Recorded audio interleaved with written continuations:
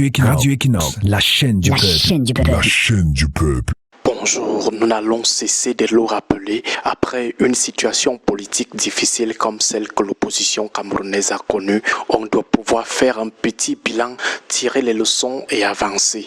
Pour nous autres qui pensons que ce travail d'introspection sert à mieux calibrer les luttes de demain, nous allons parler de la manière dont Chiroma, ancien ministre qui venait tout juste de démissionner, a pu se positionner comme le meilleur devant des opposants qui étaient connus comme tels depuis des années.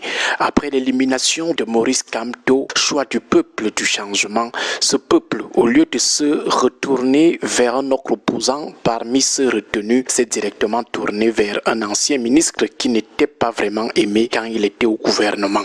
Comment expliquer ce choix du peuple au détriment des opposants qui le sont depuis leur entrée en politique? Les résultats querellables du Conseil constitutionnel rendent suffisamment compte de ce choix d'un ancien ministre fraîchement démissionnaire au détriment des opposants qui sont là depuis longtemps. Selon les chiffres attribués par Elecam et le Conseil constitutionnel, Issa Chiroma a obtenu 35%, tandis que les opposants qui l'étaient des années avant la démission d'Issa Chiroma n'ont même pas obtenu le 1/10 de ses voix. Le premier de ces opposants a seulement obtenu 3%. Nous nous demandons si ces opposants se sont déjà assis pour comprendre pourquoi et comment le peuple camerounais, après l'élimination de son porte-étendard Maurice Kamto, s'est directement tourné non pas vers un opposant historique, mais plutôt vers un membre du régime de Paul Biya qui venait de démissionner. Lorsqu'on parle du peuple du changement, nous ne parlons pas des militants ou des sympathisants d'un parti pour dire après que ce sont ces derniers qui ont diabolisé et discrédité les autres opposants et mis plutôt en avant un ancien ministre. Non, c'est le peuple du changement tout entier, ce peuple qui est ignorant et au-dessus des intrigues partisanes. C'est ce peuple qui a refusé de s'aligner derrière un opposant depuis des années. Des leaders de la société civile, des hommes politiques, les Camerounais lambda du nord au sud, de l'est à l'ouest, anglophones et francophones, nordistes et sudistes, la diaspora, toutes ces personnes ont en masse préféré soutenir un ministre qui n'était pas vraiment apprécié lorsqu'il était au gouvernement. C'est ce ministre que toutes ces catégories de personnes ont préféré soutenir plutôt qu'un opposant parmi ceux qui le sont depuis leur entrée en politique. Cet ancien ministre avait-il de l'argent pour dire qu'il avait corrompu les médias, les acteurs politiques et la société civile pour faire sa promotion et détruire les opposants depuis? Non, nous pouvons dire avec autorité que Chiroma n'avait pas vraiment de gros moyens pour sa campagne. Il avait même à peine de simples gadgets. Ces meetings avaient-ils ne serait-ce que des bouteilles d'eau ou même de simples sucettes? Rien. Avait-il même une équipe de campagne nationale? Pas vraiment. Mais le peuple, de manière souveraine, l'a préféré au détriment des opposants depuis des années. Comment ces opposants expliquent-ils cela? Est-ce que depuis octobre, ils se sont même déjà assis pour comprendre pourquoi le peuple a choisi un ancien ministre au lieu de les choisir?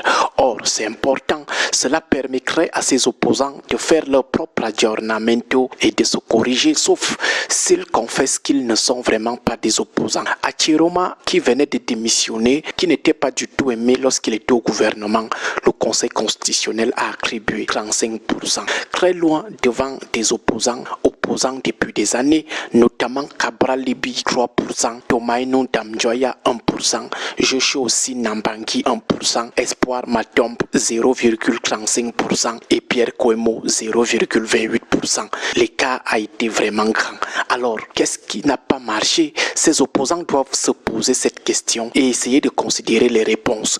Comment en moins de 2 semaines, un ancien ministre est-il devenu plus menaçant qu'eux? Comment en moins de 2 semaines a-t-il gagné le cœur du peuple en conduisant la résistance post-électorale la plus réprimée par le régime? Comment en moins de 2 semaines a-t-il été plus convaincant, plus décisif et plus redouté que tous ces anciens opposants qui sont dans l'opposition bien avant lui? Il faut que ces opposants aient le courage de s'asseoir et de se poser ces questions. Ils ne doivent pas faire comme si rien ne s'était passé, mais à notre niveau, on peut se tromper bien sûr, mais on constate à juste titre que le peuple, après la disqualification de Maurice Kamto, a considéré que les autres opposants n'étaient vraiment pas des opposants et a décidé de donner ses voix à un ancien ministre qui lui présentait les prédispositions d'un combattant. Et nous pensons que le peuple n'a pas vraiment été déçu. Chiroma a bousculé le régime. Le régime n'avait jamais connu ce type de duel post-électoral. Le pouvoir a même été obligé de commencer à tuer les manifestants. Que ses opposants comprennent que le peuple ne les voyait pas faire le quart de ce qu'a fait Chiroma ou de ce qu'aurait pu faire Maurice Kamto. La preuve, la majorité de ses opposants est restée muette devant la répression du RDPC. Certains ont même couru reconnaître vite la victoire de Paul Biya. Donc le peuple n'a pas eu tort de préférer l'un des ministres les plus impopulaires de Paul Biya reconverti. Le peuple camerounais n'est plus dupe. Comme disait Abraham Lincoln, on peut tromper une partie du peuple tout le temps et tout le peuple une partie du temps, mais on ne peut pas tromper tout le peuple tout le temps. Agréable journée à tous. Que Dieu et nos ancêtres protègent notre nation. Radio Equinox, la chaîne du peuple. La chaîne du peuple.